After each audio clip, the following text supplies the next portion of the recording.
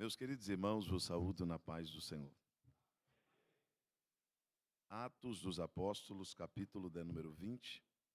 Enquanto os irmãos encontram, minha gratidão a Deus de ter o privilégio de, mais uma vez, estar na companhia dos irmãos, podendo cultuar ao Senhor, rever o pastor Clarismundo e os demais irmãos.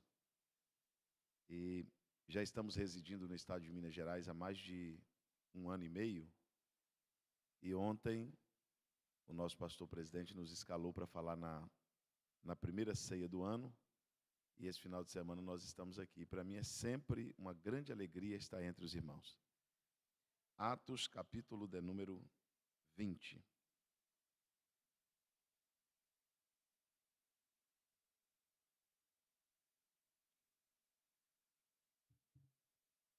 Versículo de número 7.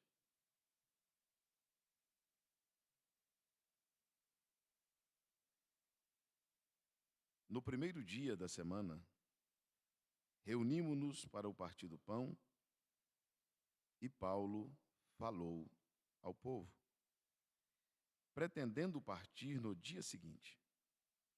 Ele continuou falando até a meia-noite. Havia muitas luzes no piso superior onde estávamos reunidos.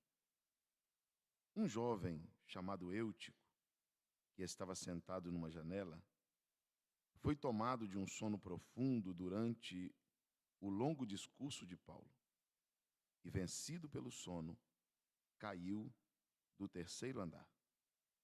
Quando o levantaram, estava morto. Paulo desceu, inclinou-se sobre o rapaz e o abraçou, dizendo: Não fiquem alarmados, a alma dele ainda está nele. Então ele subiu novamente para o partir do pão e comeu.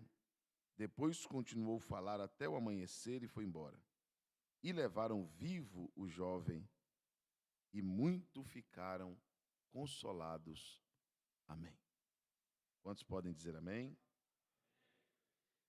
Meus queridos irmãos, eu venho meditando neste texto há alguns dias.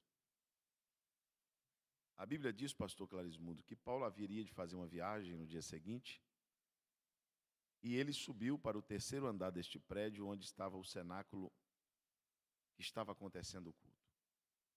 E a Bíblia, pastor Sancler, faz questão de dizer que o lugar era iluminado. O lugar, meu amigo Heleno, havia muitas luzes. Havia o quê, irmãos? Vamos lá? Havia o quê?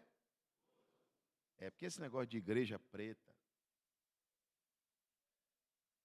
a luz tudo apagada, é um negócio meio esquisito, irmão. Quem tem mais de 30 anos de idade sabe que lugar sem luz, lugar escuro, só existiam uns 2 tipos de lugar que era assim. E era tenebroso. Lugar onde Deus está tem luz. Deus trabalha com claridade. Esses dias, pastor Clarismundo, eu fui pregar na igreja, fui muito educado. Falei, pastor, não tinha como acender pelo menos um pouco da luz. Está muito escuro, não estou vendo nada. O teto preto, a parede preta, o chão preto, tudo. Falei, eu não estou vendo nada aqui dentro. Uma escuridão terrível. Falei, eu não estou vendo nem o povo, nem os irmãos estão me vendo aqui. O lugar onde Deus está é um lugar iluminado. Amém, meus irmãos? Havia muitas luzes no lugar. E aqui a Bíblia vai relatar a história, pastor Zezinho, de um moço, e é sobre esse moço que eu quero falar, que esse moço estava no lugar certo. Sim ou não? Sim, ele estava no lugar certo. Ele estava junto dos irmãos, ele estava no culto, ele estava no lugar iluminado, mas, em algum momento do culto, que a Bíblia não diz qual, esse moço, ele vai para uma janela. E quem vai para a janela, nunca vai para a janela para olhar para dentro. Geralmente, quem vai para a janela, vai para olhar para fora. E esse moço agora está na janela, olhando para fora, mas ele está onde? Ele está dentro. Então, a Bíblia me dá o direito de dizer que tem gente dentro, olhando para fora. Eu vou chegar para você entender. Eu vou te provar aqui neste texto, espiritualmente dizendo, que existe uma realidade muito grande na vida de algumas pessoas, onde só o corpo deles está no lugar do culto. Pastor Jaime, o corpo está ali, a carcaça está ali. Mas os sentidos já não estão mais ali. Esse moço estava no culto? Não, ele estava na igreja. Porque é possível ir na igreja sem ir no culto. É possível. É possível ir no templo e não cultuar. É possível estar presente e diante de Deus estar ausente. E por que esse moço vai para a janela? Primeiro, porque ele estava distraído. E todo distraído será atraído. Quais são as pessoas que geralmente são mais firmes? Você olha para ele, ele tem mais constância. São pessoas focadas. Pessoas com propósito. A pessoa que tem um propósito, que tem um foco, ele não vive se distraindo. O próprio apóstolo Paulo escreveu dizendo que o bom soldado que milita, ele não se embaraça com os negócios dessa vida, a fim de agradar aquele que o alistou para a guerra. E este moço agora, pastor Armando, ele vai para a janela. E agora esse moço está dentro, olhando para fora. Nós estamos tendo um problema, hoje nós estamos numa reunião de obreiro, eu posso falar isso para os irmãos, nós estamos tendo um problema seríssimo com a nossa geração. Eu não estou dizendo só com a nossa igreja, com a nossa geração de forma geral.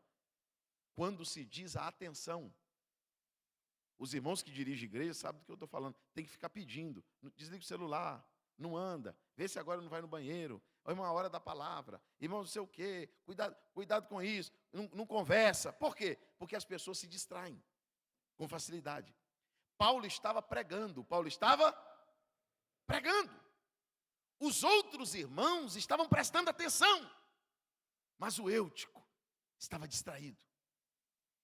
Ele não conseguiu assimilar o que Deus estava falando com ele naquele culto. E ele vai para a janela porque ele está distraído. E lá na janela, ele está com o corpo para o lado de dentro, mas os seus sentidos estão do lado de fora. E a Bíblia diz que agora esse moço está assentado na janela. Diga comigo, assentado. Porque o inimigo não quer ver só uma pessoa distraída. O inimigo não quer ver, pastor Armando, só uma pessoa atraída. O inimigo quer que a pessoa se sinta confortável. Quando o moço senta na janela, ele senta para relaxar. Ele se sente bem daquele jeito. Quem está me entendendo diz amém. O maior problema que nós estamos tendo hoje não é a distração. A distração é um problema. O maior problema que nós estamos tendo hoje, pastor Sancler, não é a atração, que também é um problema. O pior de tudo é que a nossa geração está se sentindo confortável. Ele está se sentindo bem. Você chega para uma pessoa que está mal na fé, você chega para uma moça na tua igreja que está ruim, você sabe que ela está mal. Você chega para um moço, e aí, meu filho? Ótimo, pastor. Se melhorar, estraga. E aí, meu filho, como é que você está? Maravilha. Dá para acreditar, irmão, que a nossa geração, eles elogiam o nosso tempo.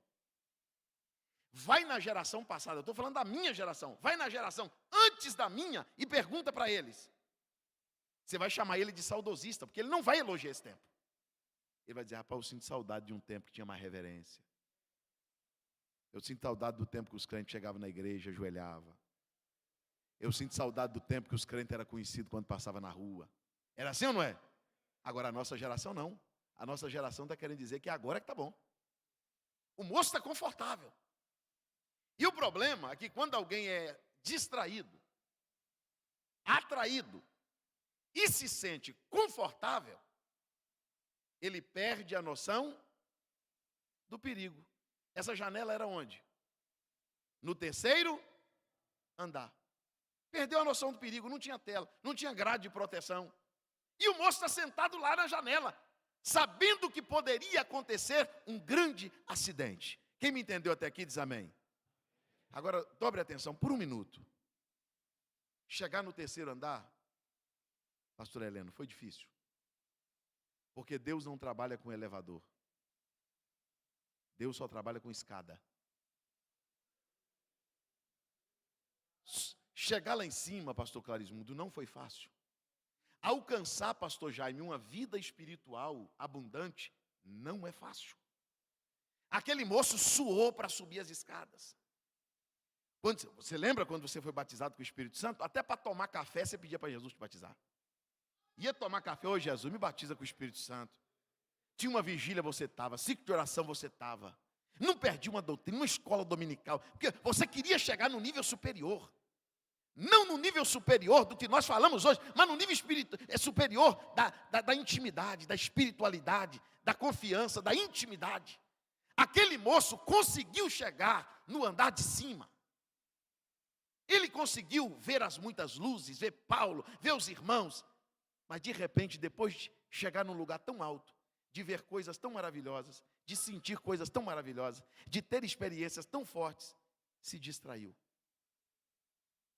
Se sentiu atraído para a janela e se assentou na janela. Agora a Bíblia diz que assentado na janela, ele é tomado. A Bíblia não diz que ele sentiu um sono. A Bíblia diz que ele foi tomado. Esse sono aqui não é um sono comum. O inimigo esperou a hora certa. Eu vou fazer ele dormir num lugar onde dá para cair. Porque se o inimigo faz ele dormir, pastor Sancler, enquanto ele estava assistindo o culto, ele ia cair para o lado de dentro. O inimigo disse, eu vou deixar ele dormir na janela. Porque na janela ele não cai para dentro. Na janela ele cai para fora.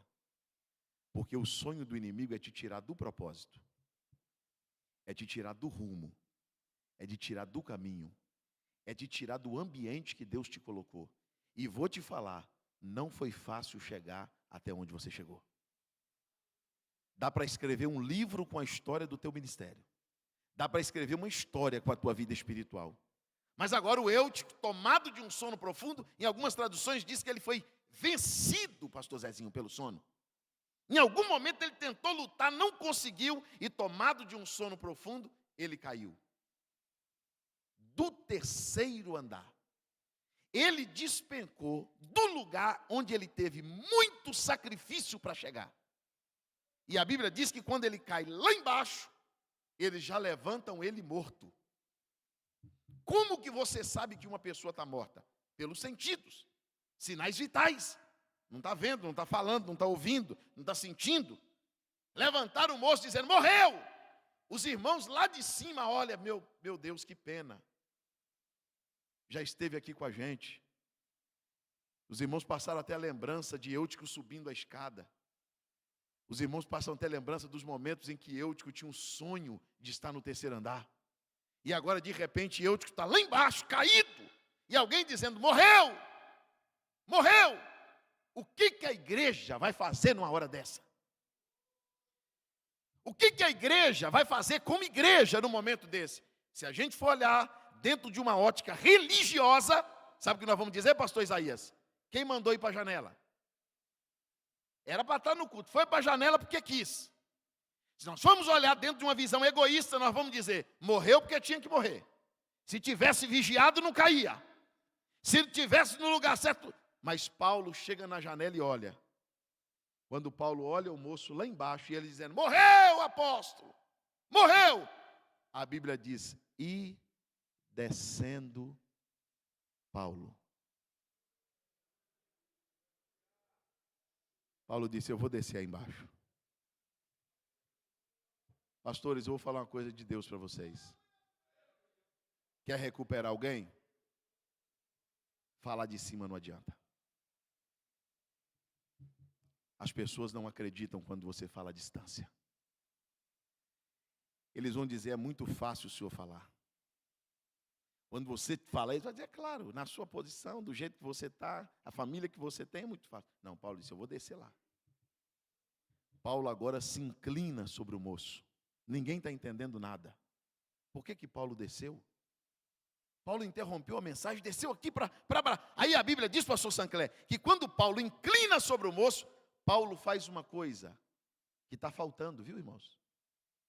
Paulo faz uma coisa que na vida de alguns se extinguiu. Paulo abraçou o moço. Espera aí. Mas o moço estava morto.